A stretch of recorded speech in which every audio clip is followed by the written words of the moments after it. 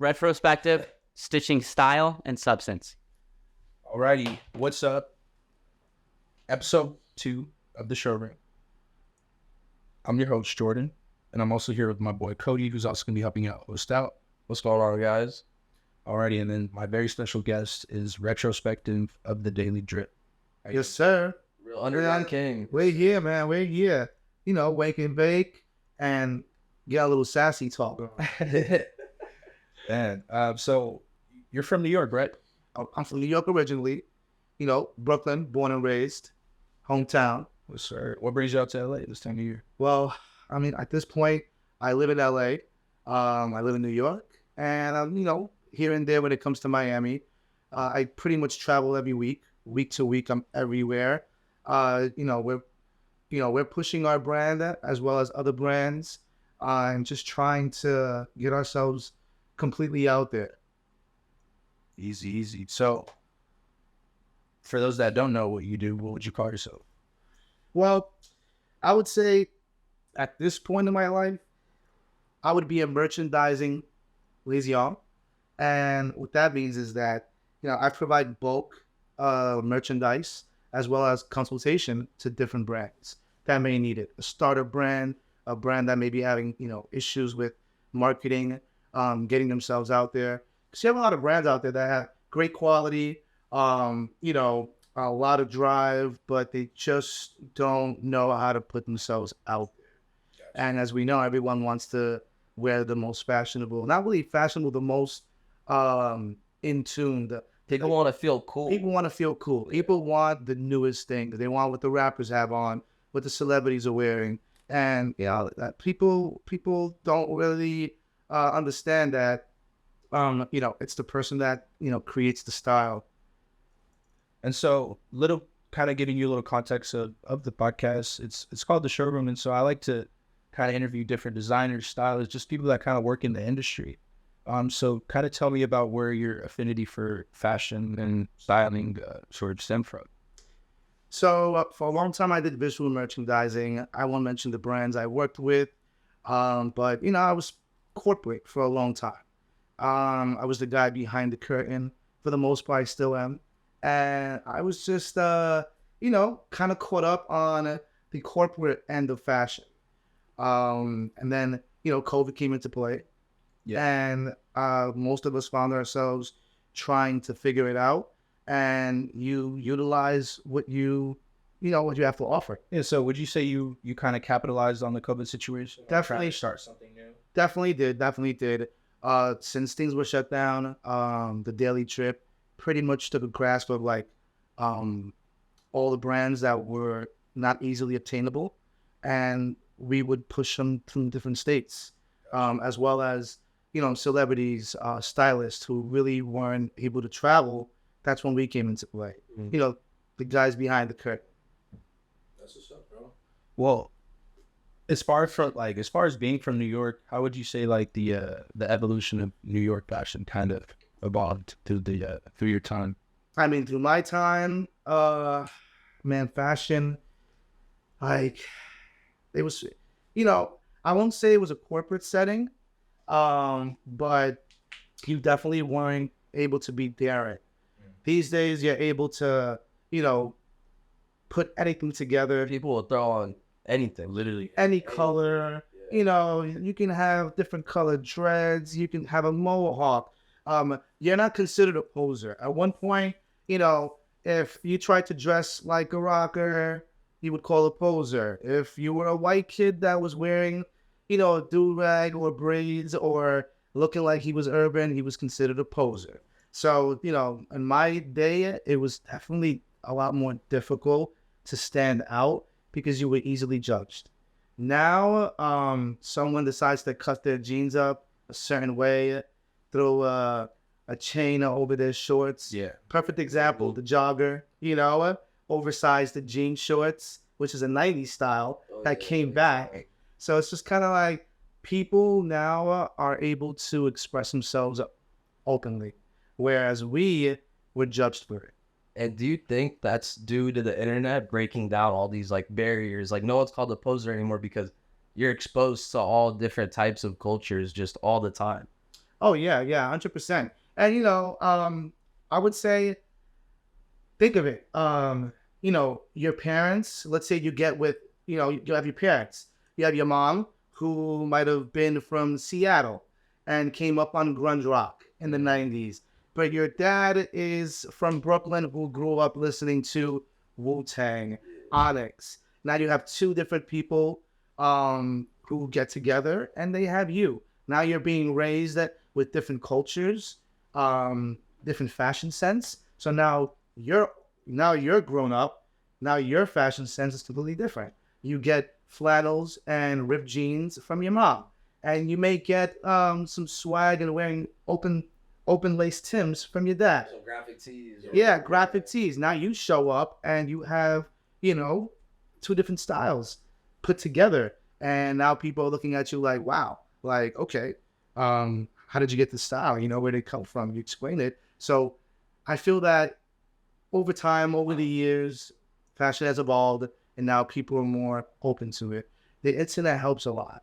Obviously, at one point, you would put on a fly fit. The only people that would see it were your friends and your girlfriend. After that, it's back in the closet. Yeah. Now you can take one dope flick and it's viral. Yeah, Everyone knows. You have someone in Austria looking at your Thursday fit who's going shopping, putting it together, and now he's changing the style in Austria. Now everyone in Austria is dressing like him. So it's always transitioning, and I love where it's at. And I applaud where fashion is going, especially that you have so many young designers, like yourself, like Bubblegum, Carefree.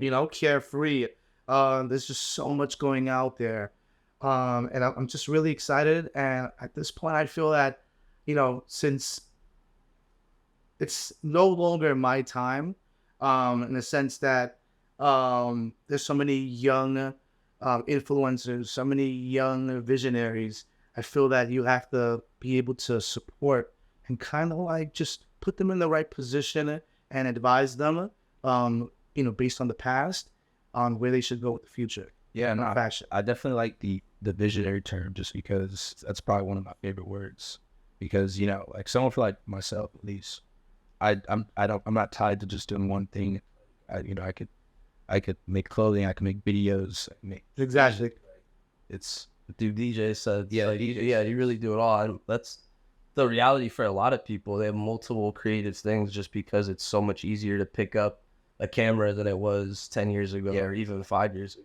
Oh, yeah. Things gotten so much more affordable. anyone could record. And even like now that I'm older, I know so many people that do creative things. Back when I was growing up in my hometown, the Bay Area, that's like a pretty progressive area. But still, when I was growing up, nobody was on that shit pretty much. Oh, yeah, definitely. There's been such an influx of creatives in the world.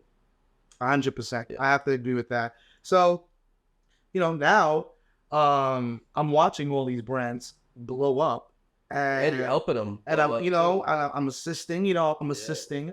I give my 2 cents, and I try to protect these brands because as a brand blows up, you have the wave rider, you have people that didn't believe, and everyone's just looking to profit, and that's when oversaturation comes into play.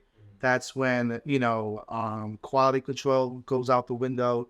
So, I like to bring that to the young brand's attention and let them know that no matter how big you become, you should still stick to the basics. You should still focus on quality control. You should still focus on not oversaturating the market, not having too much product out there, keeping it exclusive because people want what they can't have. Always. No, definitely. And so like you talked about a little bit about branding. Like tell us about the importance of like personal branding for styles. Personal branding for style? Yeah, so like something a little bit about kind of like what you do in a sense. Like how's the retrospective of the Daily Jerk brand succeed?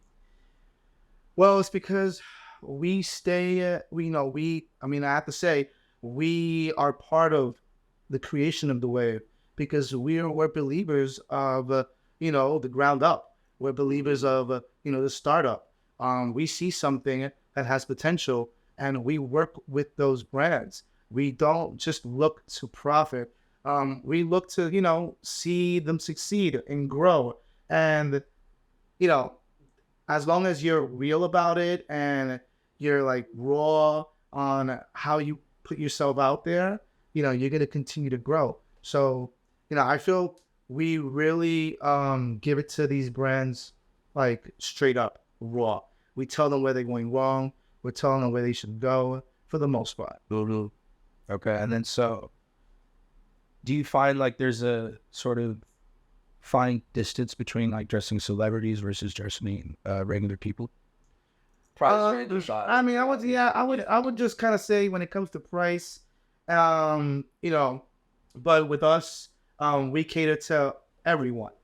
Everyone, you know, just because you see me putting custom chrome jeans and, you know, a one-of-one top on a celebrity or someone that, you know, is high profile, doesn't mean that we can't go ahead and put a dope fit within your budget.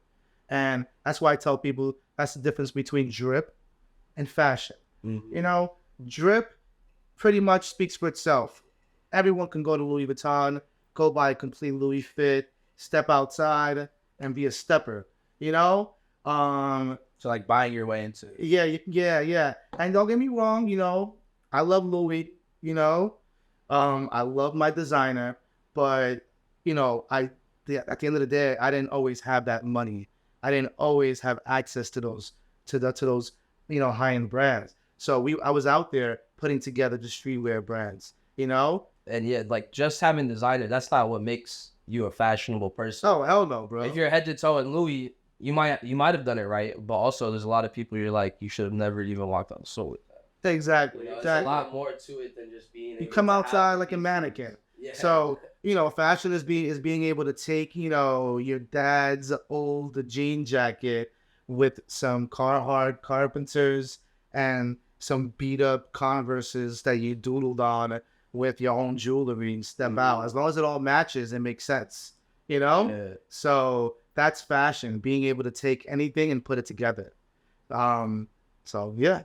Would you say that like high fashion and street style are similar in some ways? I mean, Especially like in today's world. in today's Not world. 5 years Yeah, in today's world. Because, you know, at one point, Chanel was really just putting out old lady blazers. You know? Like, what? Dressing like the Who was wearing? first lady. Like, Yeah. Barbara Walters was wearing Chanel. We didn't even know, you know? So, my guy, it's like, I feel when it comes to that, the whole term, if you can't beat them, join them, where streetwear sells faster, sells out, it's more consistent because there's a drop every week or every month, whereas, you know, the bigger brand is just twice a year, a season, and there's no catalog, you know, there's no restock. Once it's gone, it's gone. I feel that a lot of these big brands were like, you know what, we need to tap in because we're losing our market.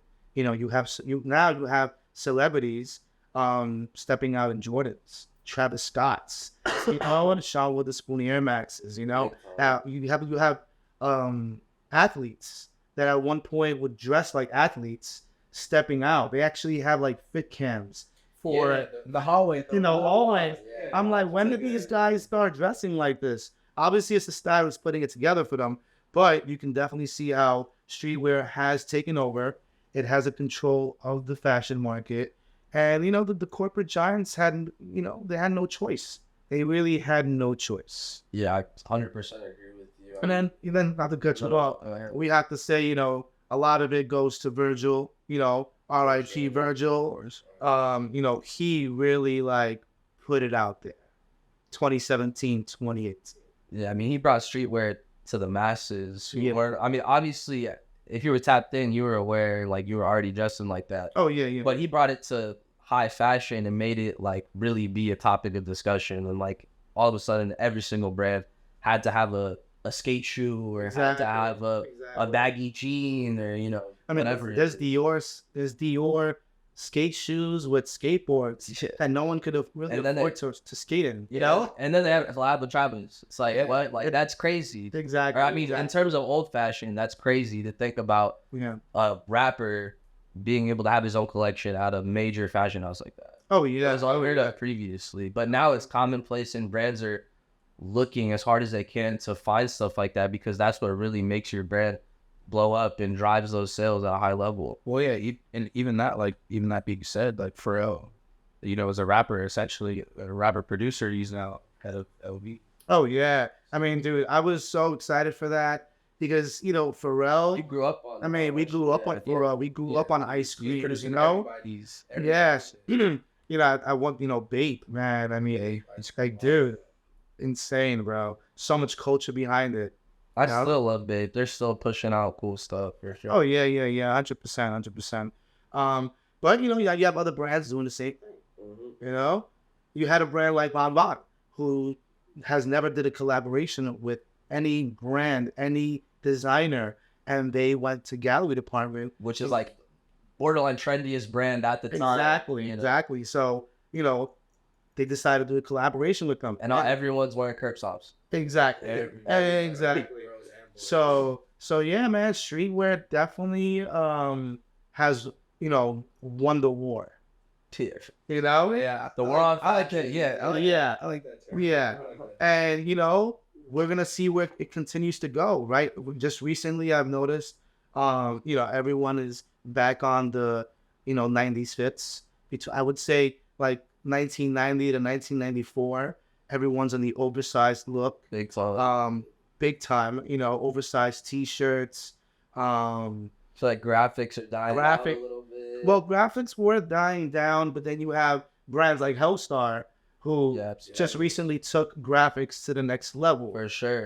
That man Warren Lotus too. Warren Lotus as well. So and then as I mentioned before, LA brands where there's a lot of big brands, a lot of creatives being pumped out of California, and I think it's beautiful, man.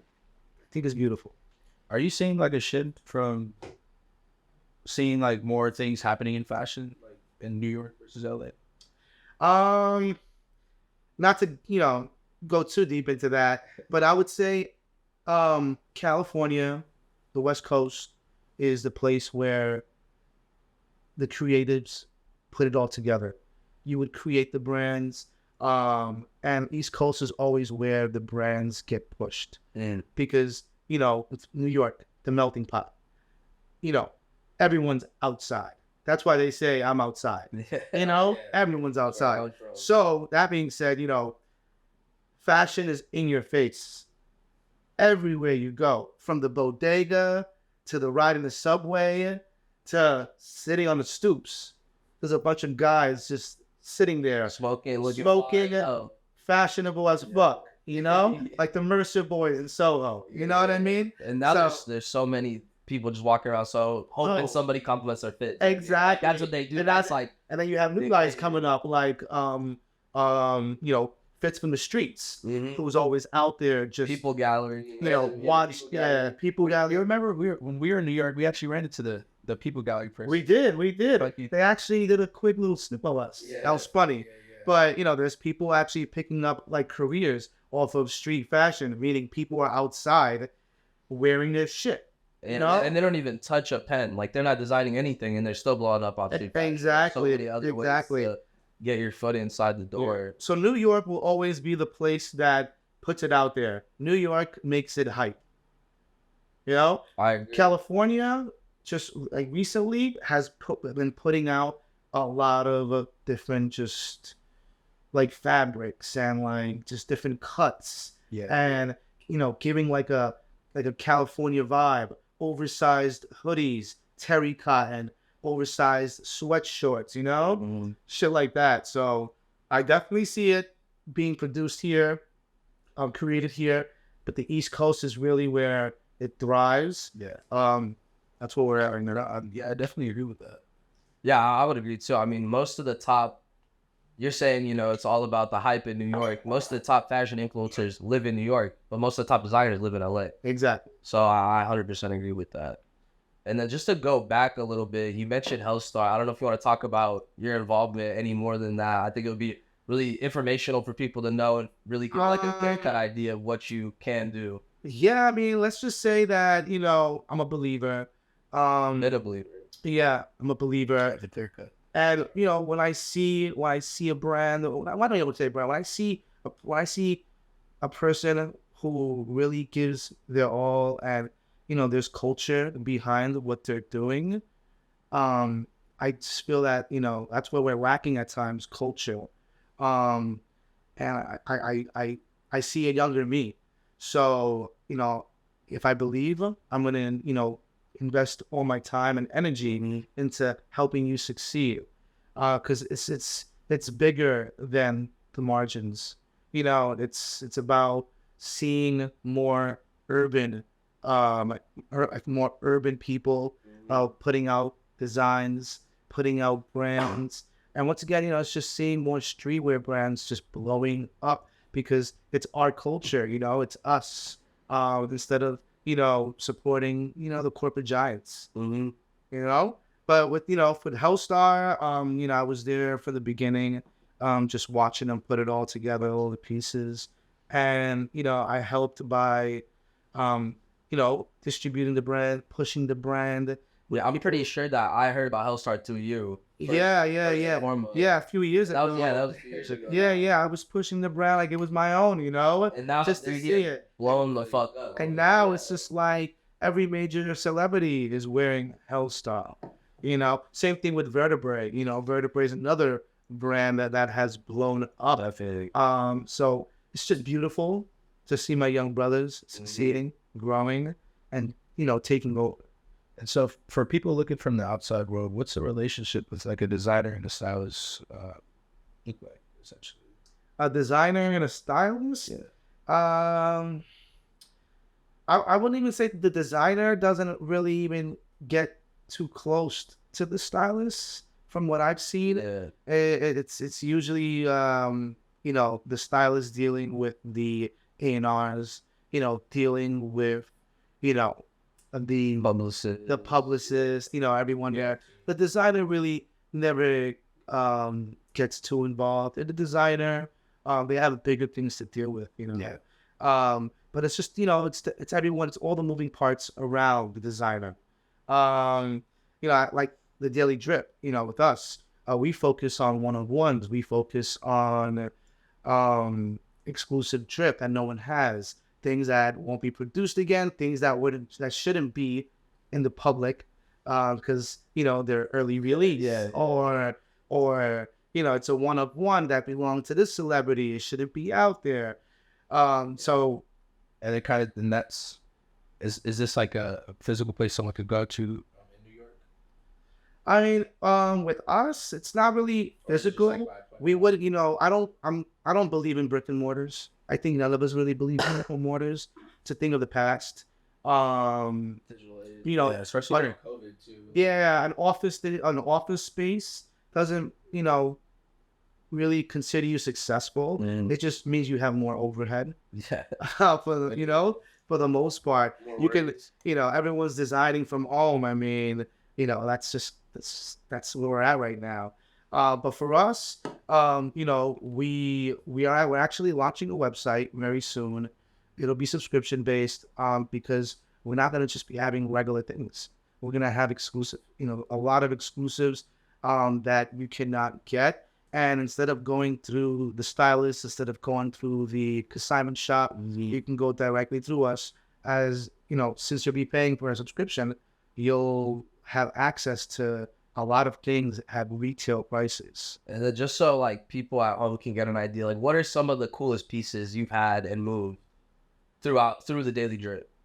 Because I've seen you with some crazy shit. Yeah, man. We'll pull them up in the video. Yeah, man. I tell you, like, I don't even want to get too deep into it. But you know, as you can see, you know, I wear a lot of one-of-one chrome. How about the Drizzy Chrome? I feel like that's a pretty common one to talk about. Yeah. Yeah. With the chrome, you know, we work with a lot of people who give us access to, you know, the denim exclusives, and you know, we put them on celebrities, things like that. But when it comes to chrome, you know, jeans just, dude, they're just so expensive. It's expensive, but the reason why they're expensive is because you can't really find them. I mean, you don't go to a store And they're not gonna have 5 of the same ones from size 30 to 34. You might not even see a single pair of jeans. You may not see. For most people, chrome denim doesn't even exist. People are just like, how do they get it?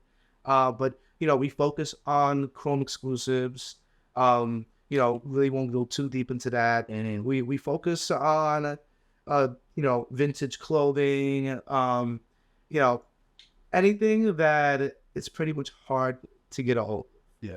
That's giving it to you vague and Yeah. direct at the same time. And these relationships that you have developed with brands over time, how did you even come up with the idea to, maybe this is a good person that I should be in contact with? And then how do you develop that into like a working business relationship? Man, I'm just me, bro. Yeah. Like I'm gonna give you realness from the beginning, bro. It's either we click or we don't. I live my life with energy, and energy is everything. So along this long road I've been on, everyone that I encounter, I give you the same respect. Doesn't matter if you blow up or not. Now, if you do blow up and you see me years later, then it's like, oh shit, congratulations, my guy. But most of my contacts come from just being very pure, direct energy, just showing real love. Yeah, I mean, being a cool, chill guy goes a long way. Yeah. Especially in the fashion world. I mean, so everyone's got their own agendas and hidden whatever they're trying to do, all that. Yeah, with me, me personally, I like to have it first. I like to be there. I don't like to, how would you say, live off someone else's dream. I create my own dreams, I like that. Yeah, create my own dreams, that's pretty much it. Like, I'm gonna be as real as possible always. And it's gotten me this far. So I'm gonna continue doing me. And I don't believe in the dick riding. I don't believe in the culture vultures. Like, and when I'm doing a lot of different business, people always ask me about other influencers or other stylists or the back door. And if I know them, I tell them, listen, that person, they've been around. They're from the culture. They've been part of this culture. I have paved the culture. So I respect them. If you're valid, you're valid. I keep it very real always. Mm-hmm. As far as like the pandemic, I kind of want to touch base on that because I feel like that transformed a lot of people's lives for the better and for the worse. So as far as like the pandemic went, you said you were visual merchandising before the pandemic? Yeah. Okay. And so kind of just walk us through. Yeah, let's hear that transition. How'd that happen? I mean, COVID, man. Yeah. COVID. Your work getting kind of slowed down and everything. Yeah, work slowed down. You were all working from home. I mean, in my business, it wasn't really a work from home. Yeah. It's just cut me a check. Yeah. We'll pay you until this is over, which is great. But, I'm not that guy. I don't own a TV. I don't sit back. That's just not who I am. So I pretty much, I was like one of the only people to get on a flight. There was like 4 people on my flight, came to LA, came to visit some friends. And those friends had friends in the industry. And, it was just very organic. Started talking, getting more involved. And one thing led to the next. And that pure energy just got together and it worked out. And I started working with different brands, different artists. And, everything just fell into place. Yeah. And now we're about 3.5 years later. And, here we are. Seems like it was yesterday. Yeah, it really does. It really does. And, I'm very happy that it gave me the opportunity to kind of, break away from corporate America and really focus on me. Because I've always been the guy behind the curtain, I'll put the one-of-one fits together and I'll give it to the stylist. They'll put it on their celebrity. Yeah. And, then I see it on Instagram or I scroll and I go, That was me. And it's like that meme. So, you know, where he's like, no one knows. Like, yeah. Same thing with, you know, big consignment stores out there, you know. I've helped consignment stores grow, you know. I like, at the end of the day, I like to, when it comes to fashion, if you and I share that same interest and we love fashion, and I've been around a lot longer, I'm gonna help you just to see you succeed, you know. And that's basically it. I've worked with clothing stores, consignment stores, that, you know, have wanted to get more involved, and I sit there and I teach them about the brands. I tell them what's in, what's not, how much to buy. I've had stores that go, why should I buy so much product or 500 of one T-shirt? And I go, listen, because the best thing is when everyone's sold out, you can always put it in inventory, and now you have it available. You can always put it on your website for e-commerce. You can always bring it back later. So it's, you know, I try to just advise and help everyone around me. And, you know, I leave it up to the big guy up there. He's the one that takes care of me at the end of the day. So, you know, I give it all out there. I give you real energy. That's why I keep saying energy. Yeah. Energy is everything, man. It truly is. Especially in like a networking type profession. That's yeah. Because, you know, fashion game's fake, man, in many forms, bro. It's just like, you know, everybody just wants to be down when you're lit. And yeah, everyone wants clout. Like literally every single person wants to blow up, and they look at you to see how could they help me blow up, how could they not help me blow up, and then based off that, a lot of people will determine whether or not they're gonna fuck with you. Oh hell yeah! That's like goes back to the dick ride initially we were talking about. Yeah. I'll go ahead and, you know, freaking take a picture wearing something exclusive, and I get phone calls out the ass like, why do you have that on? And I'm like, dude, it's been up 4 minutes. And it's like, and then I look at my shares and I see 250 shares, and I'm like, okay, it's out there. So, or, you know, I'll sell something exclusive and I'll tell, you know, the client, like, don't post it, you know, post only one. And out of nowhere, you see them posting 50 with them, with behind them, you know, with a peace sign, calling themselves the GOAT. And that's the problem these days. There's a lot of clout chasing. Blowing up the spot. Like, yeah, people are just so quick to just jump on and like expose. Like, keep it behind the curve here, man. Keep it exclusive. Keep it limited. And that's how it was back in the days, you know? Like 2014 to 2018, you know, I'm sorry, 14 to 2017, you know, there was only elite resellers out there. And like fans and collectors that were at all these major events. You know, like Art Basel has been going on for years. Now it's like commercialized in 2022 or 2023. But, you know, 2014, they dropped, you know, the Art Basel Jordan 1s. Most people don't even know about that shoe. So it's like, it was like the sacred thing, you know, and those resellers, you know, you hear me right now talking about it, they know who they are, you know. These major resellers control the game. And well, back then, because they had a passion for like style. Nowadays, a lot of people get into the resale game just to make money. Oh yeah, they don't give a shit about. Well, you know, then the Discord was created.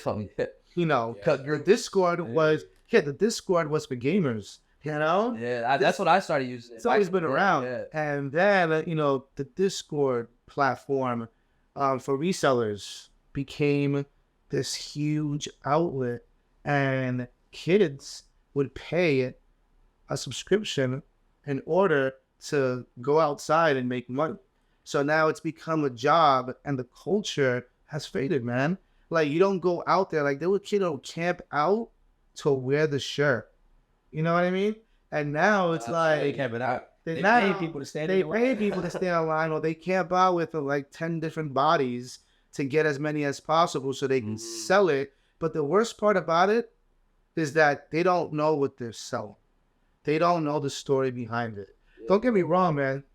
I come from that world as well. I know what it is to, you know, love something, but also be able to profit from it and still say you were there. Like, you get 10 shoes and you take 2, put them in a stash. Those are yours. Yeah. And you sell the others. You know, you sold it. You made your money. You were there for the culture. You were part of the event, and now you have some product to wear and say, I was Like there. a trophy. The trophy. Where'd you get those? Rock one sock. Where'd you get those? What do you mean? I was there. Yeah, no. Now you have many people who have all these crazy fits, and You you didn't even know what it where'd you get it? I don't know. I bought it at this place. I bought it at that place. I bought it on StockX. Stadium? And I'm like, okay. That's why all the kids are on that type of shit now. Go to the resale stores. I remember I was 15. I bought a Supreme bot, and I was late for school because the drops were at, I think, 8 a.m. my time. So I had to stay on my fucking computer until that school started at 8:15. I'd show up late every single Thursday that there was a drop, just so that the next week I could look fly. Exactly. Really Exactly. So so that perfect example, you put the pain for something you love, you can make some money off, but you're still gonna wear the product. No, exactly. I would keep stuff. I would sell stuff. There's shit now, like in my, because I've had the same email for hella long. There's confirmations I look at from Supreme, and I'm like, I really sold that. I really got rid of that. Help too. What Same the thing. fuck? Yeah, man. Same Like thing. the Yeah. patchwork anorak, which was an insane piece. I think now it goes for like 2 or 3 bands. I sold it for Easy. for like $700, $800 right when it dropped. Dumb as hell. Yeah. You know, not even because I want to sell it for that much now. It's because I want to wear it. Oh yeah. You know? So you can say, I had this when it first dropped. Like, hey, I got this off the drop. Yeah. Like I got the receipt in my inbox. Exactly. Shit. And that's what goes for a lot of us, a lot of OGs out there. I'm not gonna mention any names, but you all know who you are. The reason why they're OGs is because they've been outside. They've been part of this game. Don't think your favorite influencer that makes hats or wears custom clothing just popped out of nowhere. Like, he really put that pain. He really did the pop-ups. He really gave to the people. And he knows everyone in the community. He knows everyone. So when he pops up, you're getting real love. You're not paying your way into the game. Yeah. Which is kind of what's happening these days. They're big. I scroll through Instagram now and I see, dude, I'll probably go to a sneaker convention. I don't know who's who anymore. There's just so many people. There was one dude that the other day who had like 30 Yeezys and made like a little tunnel and was running through it and yelling with the Yeezys. And I'm like, who is this guy? Never seen him a day in my life. Like, who is he? Yeah. But there's a start to everything. Everyone has their beginning. But what I'm trying to get at is that the cloud chasing, the thick riding, that shit's everywhere. So real recognize real. But we got Fashion Week coming up. Yeah. What are your plans? I mean, I'm from New York, man, so I'll be outside. I'll be going to a lot of the streetwear shows, a lot of the streetwear events. Pretty much just keeping it real, chilling with my people. At this point, I'm not really looking for any unnecessary clout, any like fake love. So, when I get back to New York, it's gonna be hanging out with my people, the real Soho fashionistas, the real influencers, the people that are really outside on a day-to-day, Mm-hmm. So Sounds like it'll be a good fashion week. oh yeah, it's gonna be a vibe. Definitely will be. I think aren't you going to Fashion Week? Yeah, I think I'm heading out. I was telling him earlier. I think I'm heading out on the 6th, coming back. So I'll be out there, man. Yeah, no. Shit, I'll probably be in all bubble gum. I gotta shout out. I gotta shout out this, man. I just got this new piece right here. Hey, Look at this. This new bubblegum piece. showed it to Retro. You had to cop it off the spot. Bro, why? Because we support. We support from the beginning. My man got high quality leather. My man puts his heart and soul into this. So trust me, you will be seeing bubblegum out very soon. Why? Because he loves what he does. And that's what we support, people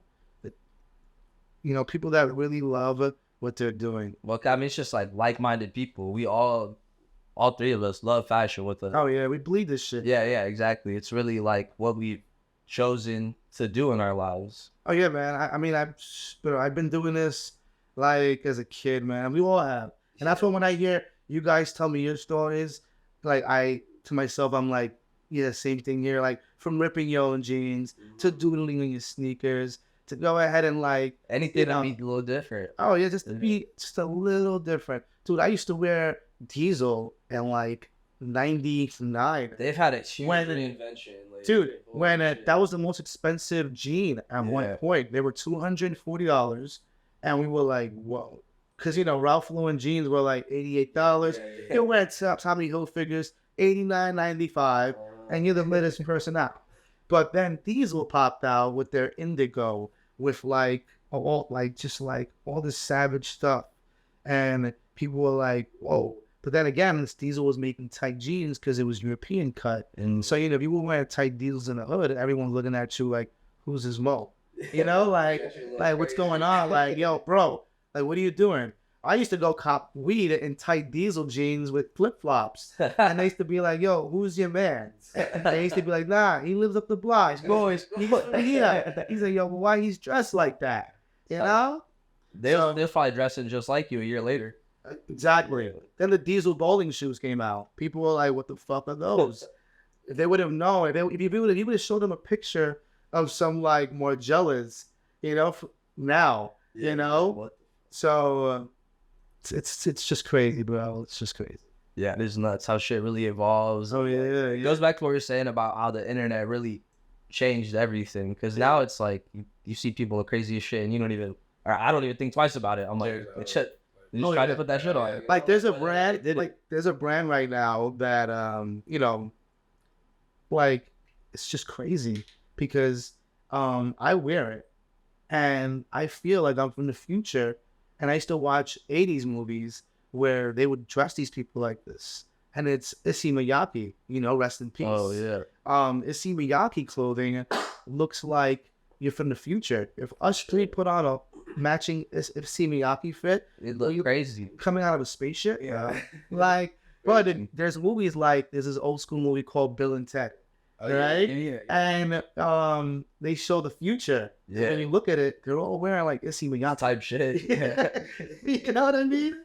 So it's just crazy to see where fashion is going. Like Ding Yin Zhang. Yeah, of course. Yeah. His shit is off the walls, bananas. And recently he just got like his Montclair Genius, like I don't know what you want to call it, residency, where he's actually dropped pieces. But he was blown the fuck up, never released any of his pieces. Like you couldn't even get them. Like, oh yeah. It's crazy. Now they've finally been in retail markets, but just to see someone like that making designs that are so immediately eye-catching, not release anything. So the fashion game is, you really get to do it however you want to do it. Oh, yeah, like the brand I'm wearing right now. Most people don't know what this is. It looks like I have 3 T-shirts on. Yeah. You might have seen other shirt. They say contestant on them, and it's the Ari's Catalogos. Oh. So we were talking about. Yeah, like right now. Yeah, some lady stopped me the other day and was just like, "Are you a contestant?" And I was like, "To what?" She's like, "Oh, really?" And I'm like, "No." But another brand that right now you mainly see Little Yachty. wearing it. Wore in the Poland video. Exactly. So you see that, it's a brand that no one really understands just yet. It's getting out there. There's only like one boutique in New York that has it. And it's eye-catching, but no one understands it yet. And you can say it's a little bit like Sakai. Definitely some elements. Yeah, sure. But it has its own, I would say the staple pieces might have to be the contestant shirts. For sure, yeah, right now. But no one really knows about the brand just yet. So we try, I try to like wear brands, before. On the cutting edge. Exactly, before the wave crashes, So it's very important, and that's just culture. Like, culture. You always try to stay a step ahead. I mean, you're a culture maker, taste maker. No, I appreciate that. And myself and many others, because I have an OG as well, So, we learn from each other. We grow together. So it's a beautiful thing, man. Nice. Well, I appreciate you coming on this show. Well, I got one more question before we wrap up, Eric. Like, I would say, what's top advice for anyone trying to be a stylist out there and do what you do? And I guess people trying to make their own brand, because you do a lot of consulting for brands too. Man, I say just be you. Mm-hmm. Be you, because just be the kid. Be that 6-year-old. Be that 5-year-old. That's who you are. Because ultimately, we all become big kids. We all, our character, our visions, like our illustrations on life, they all come out as we get older. Especially that, corporate America has phased out. So my advice is just be you. If you see you have a talent, you love something and you naturally can do it, then that's what you should do. Go 1,000% on it. That's it. If you sew and if you stitch and sew, if you're great when it comes to doing tie dye, anything. If you see yourself being a master of that trade and you're happy with it, then go 1,000%. And when you look back one day, you'll have a following. I fuck with it. Nah, I think that's great advice. And I appreciate you guys for having me. Absolutely. Thank you for coming through. Yeah, man. I know you're a busier guy than we are. And Yeah, we're pretty busy. So that's handsome. So for the audience, where can they find you? How can they support you? So you can support me by, just listening into this podcast. The homies show a lot of love. And my saying is, for the culture, by the culture. You can find us at the Daily Drip. We'll be launching our website very soon. But for now, you can follow me at Retro Spective _NYC or the Daily Drip NYC. And just tap in because we have a lot of dope shit coming. We're going to be having a big pop-up in LA